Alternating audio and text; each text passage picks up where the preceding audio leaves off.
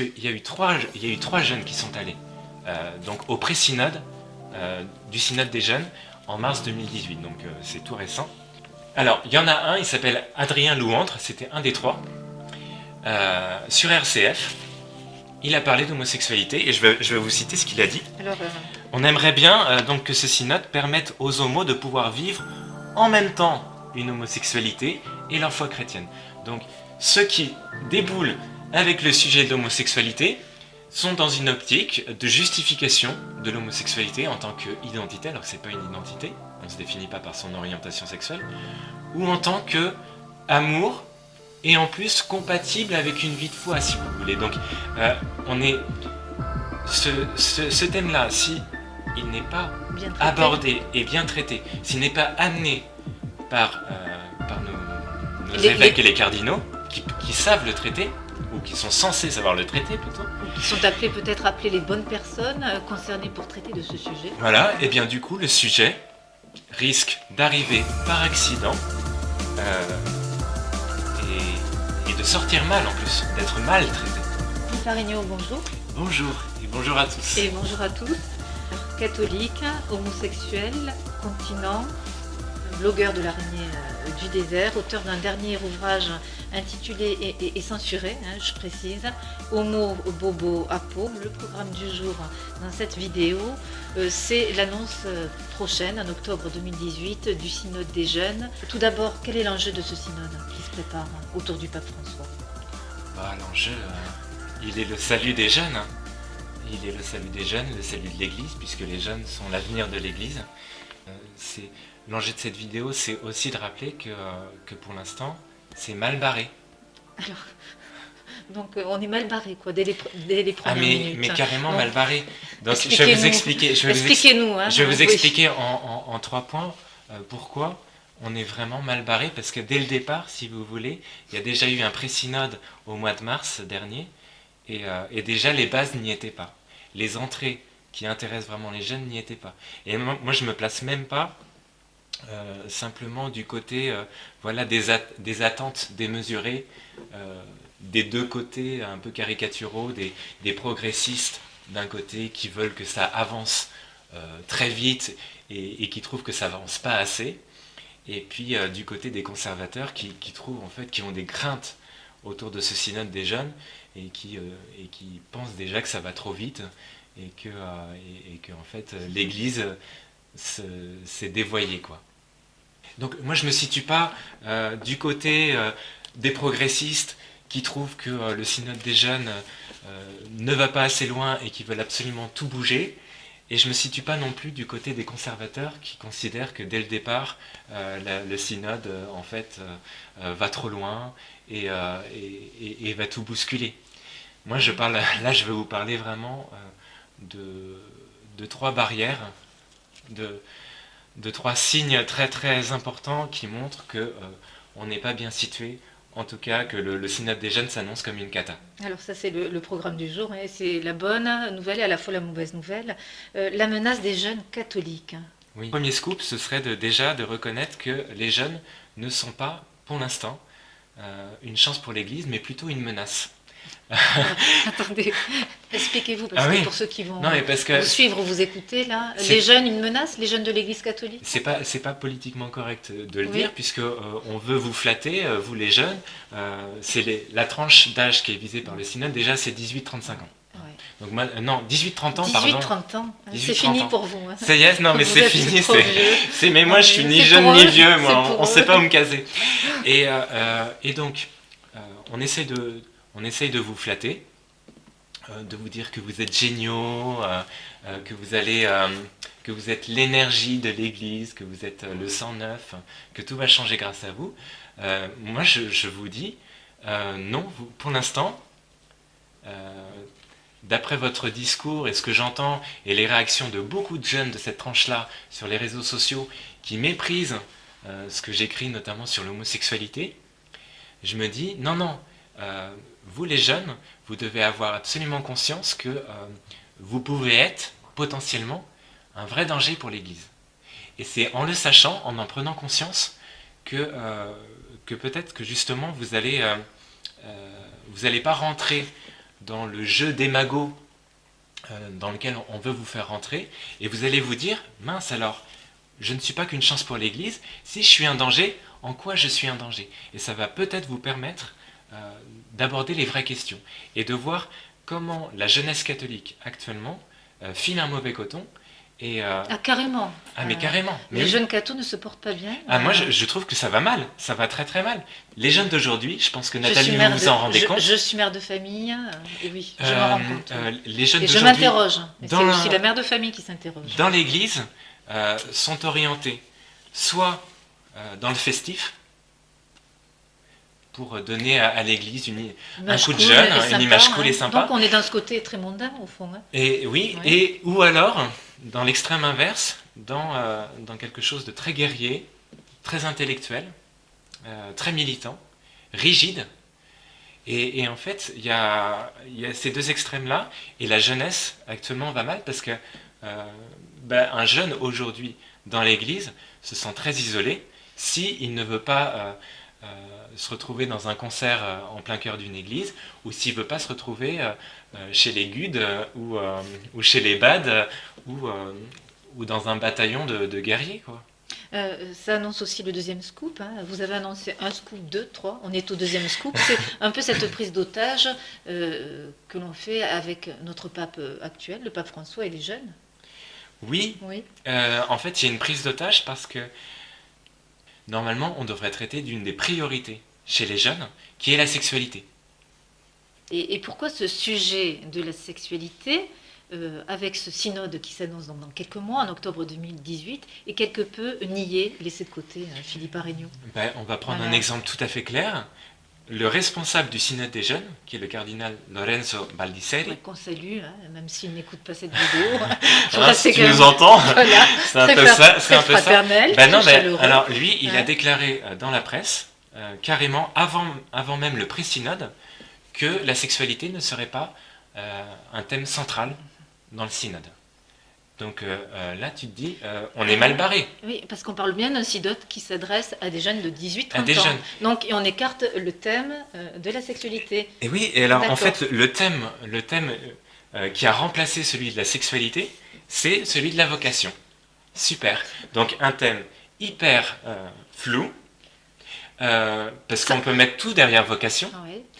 et puis qui va nous amener à parler de la sainteté, enfin des vocations qui sont réelles, si vous voulez, ce sont des vrais appels, mais qui ne nomment pas le mal et les terrains de blessures de nos jeunes actuels. Et ça, c'est vraiment dramatique, parce qu'on se dit, il y a des vraies blessures de nos jeunes. Ils portent des vraies croix, et la plupart, en fait, sont quand même très très en lien avec la sexualité. C'est la drogue, c'est la prostitution, c'est la bisexualité, c'est le concubinage, c'est le mariage, c'est les divorces, c'est les viols. Alors, si vous permettez, moi ce que j'entends et ce que vous relevez, et c'est un peu le scoop, c'est ce synode s'adresse donc à une jeunesse de 18-30 ans, mais sur la vocation. Sur la vocation. Et tous ces thèmes que vous venez de nommer, bisexualité, homosexualité, Porno. Oui, nos jeunes sont touchés. Ils sont questionnés sur la question de l'homosexualité, Mais ils ne oui. savent pas quoi répondre. Et d'ailleurs, il y a eu une émission sur KTO qui était dédiée au synode des jeunes. Il y a eu Paul Tréhard, un des jeunes qui était présent sur le plateau, qui a dit écoutez, moi en soirée, je dis que je suis catho, la seule chose qu'on me sort à la figure, c'est t'es homophobe. Et moi, je ne sais pas quoi faire. Donc, c'est la première attaque que nos jeunes reçoivent quand ils disent qu'ils sont cathos. Parce que bon, la question de l'avortement, par exemple, la question de l'euthanasie, il y a des choses que les gens athées tolèrent qu'on pense ou qu'on croit. Parce que même s'ils n'adhèrent pas à nos idées, ils comprennent la logique. Ils comprennent que pour nous, c'est important, c'est sacré le mariage, c'est sacré la vie, donc il ne faut pas tuer.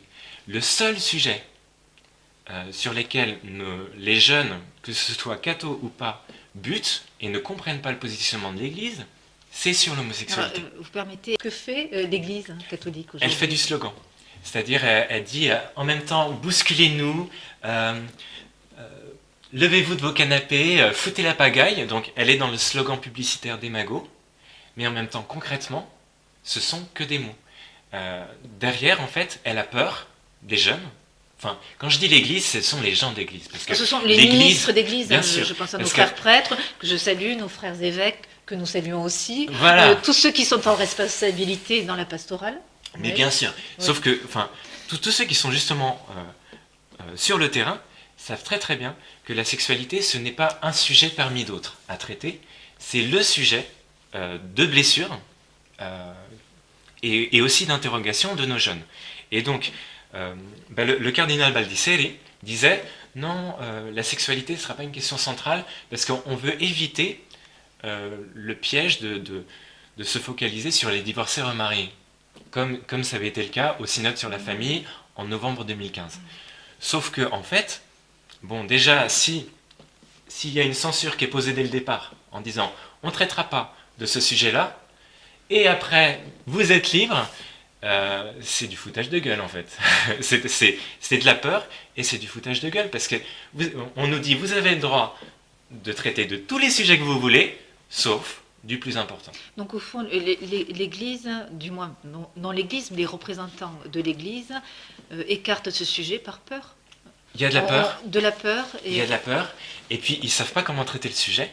Et effectivement, après, Alors, ça donne déjà des débordements, puisqu'il y a eu trois jeunes qui sont allés donc au pré-synode du synode des jeunes en mars 2018, donc c'est tout récent. Alors, il y en a un, il s'appelle Adrien Louantre, c'était un des trois, sur RCF. Il a parlé d'homosexualité, et je vais vous citer ce qu'il a dit. alors On aimerait bien donc que ce synode permette aux homos de pouvoir vivre en même temps une homosexualité et leur foi chrétienne. Donc, ceux qui déboulent avec le sujet de l'homosexualité sont dans une optique de justification de l'homosexualité en tant qu'identité, alors que ce n'est pas une identité, on ne se définit pas par son orientation sexuelle, ou en tant que amour, et en plus compatible avec une vie de foi, si vous voulez. Donc, on est... Ce thème-là, si il n'est pas bien traité. abordé et bien traité, s'il n'est pas amené par nos évêques et les cardinaux, qui savent le traiter, ou qui sont censés savoir le traiter plutôt. Ou qui sont peut-être appelés les bonnes personnes concernées pour traiter de ce sujet. Voilà, et bien du coup, le sujet risque d'arriver par accident et de sortir mal en plus, d'être mal traité, puisque il y a une revendication très forte chez beaucoup de cathos et de jeunes cathos de, comment dire, d'ouverture, d'adaptation de l'Église aux réalités des jeunes, de consensus, de compromission. Ils demandent une compromission, puisque là on voit bien qu'ils sont en attente d'un discours qui tolère à la fois une pratique homosexuelle et à la fois une pratique ecclésiale. Donc là, on est mal, quoi. On est très très mal. Donc oui, je dis que c'est une cata, parce que le pape est entouré de cardinaux qui d'emblée ont dessiné un cadre très très réduit du synode sur la famille, ou en tout cas très très flou. Parce que la vocation, c'est un terme fourre-tout, on peut tout mettre derrière. Donc c'est la grande cata. C'est la grande cata annoncée. Après, je compte sur les jeunes qui nous écoutent, et puis aussi sur l'Esprit Saint pour qu'il inspire les cardinaux, pour que les cardinaux n'aient pas peur de traiter du seul sujet d'incompréhension avec l'Église, entre l'Église et nos jeunes, mais pas qu'entre l'Église et nos jeunes, entre l'Église et l'ensemble des catholiques. C'est le seul sujet déjà au synode sur la famille, l'homosexualité qui n'a pas été traitée. Donc, il n'y a pas que les jeunes qui sont en interrogation. Mais effectivement, les jeunes pour l'instant sont muselés, et le pape aussi. Donc, le deuxième scoop, c'est que le pape et les jeunes sont pris en otage. C'est que, en fait, cette censure, comme elle va être découverte assez tard ou dénoncée assez tard, eh bien, il y a déjà toute une production de livres sur la sexualité, de livres généralistes, qui traitent de la sexualité, parce qu'ils se disent, oh, bah mince, comme on ne pourra pas parler de sexualité, ou que la sexualité sera un sujet parmi d'autres, bon, on va quand même proposer aux jeunes un petit lot de consolation, et des livres qui traitent de la sexualité. Donc on va un petit peu se rassurer. On va se rassurer, oui. Ouais. Et vous pensez à quel livre? Alors je sais que récemment est sorti un livre, toujours là, récemment, c'était au mois de avril 2018, Oui. Intitulé Aime et Ce que tu veux, fais-le. Fais-le. Donc c'est un livre d'Arthur Herlin qui est un livre d'entretien entre Thérèse Argot, la sexologue, et puis Monseigneur Gobillard, évêque de Lyon. Et donc ce livre-là, mais comme beaucoup d'autres, je pense que il va être un vernis. L'intention est bonne. Le sujet tourne autour de la question justement que vous traitez maintenant, de la sexualité. Qu'est-ce qui n'est pas bon alors?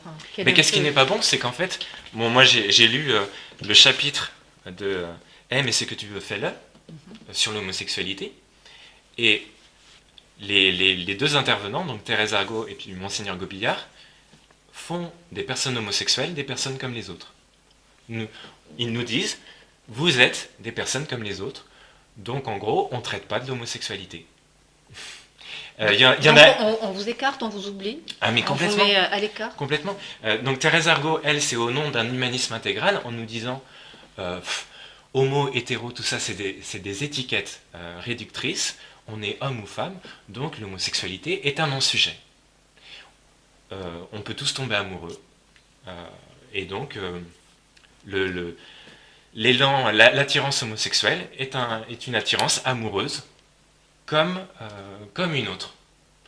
Et puis Monseigneur Gobillard, lui, fait preuve d'une même indifférence en disant, lui, que c'est au nom d'un spiritualisme intégral, vous êtes tous enfants de Dieu, les personnes homosexuelles également, vous êtes aussi appelés à la sainteté, donc il n'y a pas à parler d'homosexualité.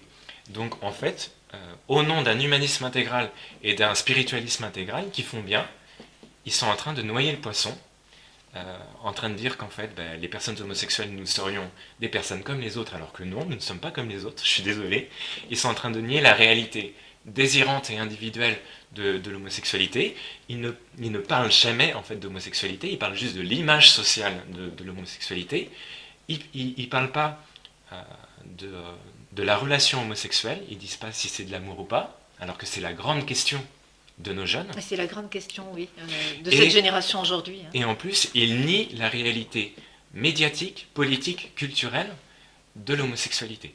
Donc en fait, ces livres généralistes font semblant de parler de l'homosexualité. C'est une vitrine. C'est une vitrine. C'est un lot de consolation pour dire aux jeunes, bon, ok, on n'a pas parlé d'homosexualité, mais au moins on a fait semblant, tenez, prenez notre bouquin, lisez-le. Vous voyez, on en a parlé. Donc oui, pour résumer, le synode des jeunes s'annonce comme une cata, parce que le sujet de l'homosexualité, ils vont faire semblant d'en parler, mais la sexualité n'est pas considérée comme une priorité chez nos jeunes, alors que objectivement, elle l'est. Tout le monde est tout content, se gargarise par exemple de parler du porno. C'est aussi, oui, vous avez raison de le souligner, c'est un génial, j'ai été audacieux. Très à la mode aussi, même dans les médias catho, vous Sauf permettez. Que, en fait, le vrai problème, il n'est pas de parler de sujets pseudo-interdits. Tout le monde maintenant parle du porno, tout le monde parle de la masturbation. En revanche, personne ne parle des mots qui en fait créent la confusion dans la sexualité de nos jeunes. Et il n'y en a pas 36 000. Mais le renommer encore une fois, c'est important. Homosexualité, hétérosexualité, homophobie et bisexualité. Ces mots-là ont un autre effet sur nos jeunes que masturbation, porno, sexualité. Ces mots ne sont pas grossiers. Non. Ouais. Et en plus, il faut vraiment s'intéresser, non pas aux mots qui font consensus, mais aux mots qui font polémique et derrière lesquels se cachent les croyances et les sentiments de nos jeunes, l'affectivité de nos jeunes. Et il n'y en a pas 36 000, donc La solution, moi, que je proposerais, Alors, vous les regardez bah, et vous leur donnez ce la serait... solution. Non, mais Oui. si vous voulez vraiment Allez-y. faire un vrai synode des jeunes, proposer comme thème non pas la vocation, ou la sainteté, ou la sexualité, ou le corps, Ou le ou la porno, joie, ouais. ou Oui. l'engagement, enfin des trucs à la con. Non, proposer... Enfin, tous ces trucs sont pas du tout des trucs à Non, la mais- con. Quand on parle d'engagement, de fidélité, de mariage à nos jeunes, Oh, bah, c'est aussi des bah, points enfin, importants. Philippe mais ça Arnaud. dépend pourquoi on s'engage. Ouais. Mais enfin, là, il y a une urgence qui Quel est est de le nommer combat peut-être hein Alors, ben, Est-ce qu'on va proposer- vraiment au combat Si hein vous voulez Ouais. faire un synode des jeunes qui dépotent, proposez un synode sur l'homosexualité et l'hétérosexualité. Là, vous êtes sûr que vous allez taper dans le mille, déjà de la planque du diable, et puis dans le mille du cœur des jeunes. Parce que ce sera une vraie libération pour tous les jeunes, vraiment d'aborder ces questions, parce qu'ils sont attaqués eux-mêmes par leurs camarades, ils sont isolés, ils sont attaqués sur ce sujet-là précisément. Donc ce sera une vraie libération pour eux. Et puis quand ils découvriront eh bien, ce que dit l'Église sur l'homosexualité, ils l'aimeront encore plus. Parce que beaucoup de jeunes se coupent de l'Église uniquement parce qu'ils ne comprennent pas ce que dit l'Église sur l'homosexualité et qu'ils la trouvent homophobe. Donc, et puis, Voilà le nouveau programme. non, mais Voilà le si nouveau vous, programme. si vous osez faire un synode des jeunes sur cette question-là, vous tapez dans le mille. Sinon, eh ben, ce sera du blabla. Et c'est déjà du blabla, puisque il y a une vraie censure sur la sexualité qui est faite. Pas parce qu'elle ne sera pas abordée, parce que enfin, les cardinaux qui organisent ce synode disent pas qu'ils vont pas aborder la sexualité, c'est juste qu'ils ne l'abordent pas avec les bons mots et avec les bonnes entrées, et ils ne la voient pas comme une priorité. Voilà, et c'est pour ça que ça s'annonce une cata. C'est que ça risque même de ne pas se voir, et que les gens ne vont pas comprendre pourquoi c'est un coup d'épée dans l'eau, et que c'est un énième synode où on a finalement fait semblant d'écouter les jeunes. Finalement, au fond, vous permettez, tout en restant poli, tout le monde se rassure. Hein. On rassure nos jeunes qui vont participer à un synode, et l'Église elle-même se rassure elle-même, parce qu'elle aura fait un vrai chantier pour les jeunes, et en vue de l'évangélisation, d'une bonne nouvelle, et réfléchit sur cette question aussi vocationnelle. Après, la vocation, enfin, elle peut s'éclairer justement à partir du moment où on a nommé les mots MAUX de nos jeunes. Donc, en plus de ça, Donc parler pour les soigner, pour les d'homosexualité, traiter, mais il faut les nommer. oui, et parler d'homosexualité, c'est rendre service en fait au vrai thème de ce synode qu'est la vocation. C'est peut-être, mais peut-être aussi la génération d'aujourd'hui, nos jeunes, Oui. En 2018. Oui. Les rejoindre. Les rejoindre, Les rejoindre. pas seulement les flatter, pas seulement les utiliser comme comme une vitrine dynamique d'engagement, Des beaux porte-paroles. des beaux porte-paroles, mais vraiment écouter leurs questions et les questions les plus gênantes. Parce que, bon, j'ai parlé avec Eugénie Paris, qui était une des 3 autres invitées françaises du pré-synode et qui est jeune religieuse à Rouen, une fille vraiment extra. Et elle est sur le terrain et elle m'a dit, mais en fait, en off du pré-synode, on parle beaucoup d'homosexualité. Donc, moi j'ai confiance en Eugénie, j'ai confiance aussi aux jeunes. Tout n'est pas perdu, mais simplement il faut que les jeunes déjà aient conscience qu'ils sont potentiellement des ennemis de l'Église, tels qu'ils sont dans le bain actuel où ils sont plongés, parce que leur foi est très fébrile, parce qu'elle est basée sur les jeux et sur l'émotionnel, et sur le plaisir, ou alors sur quelque chose de très, très moraliste. Donc, ils doivent avoir conscience qu'ils sont potentiellement des ennemis de l'Église, mais que si ils osent ne pas rentrer dans le jeu démagogique dans lequel on veut les faire rentrer, ils peuvent faire de ce synode une très très belle surprise et une occasion aussi de sainteté. Et allumer le feu. Allumer- Mais comme il faut. Voilà, la bonne ça. flamme. C'est ça, enfin, le feu de la vérité qui nomme le mal. Et le feu de l'amour et de la charité. Et le feu de l'amour et de la charité, les deux. Merci Philippe Arignaud pour cette Merci. rencontre du jour. Merci. Et puis préparez bien vraiment ce synode pour ce mois d'octobre 2018. Au revoir. Au revoir.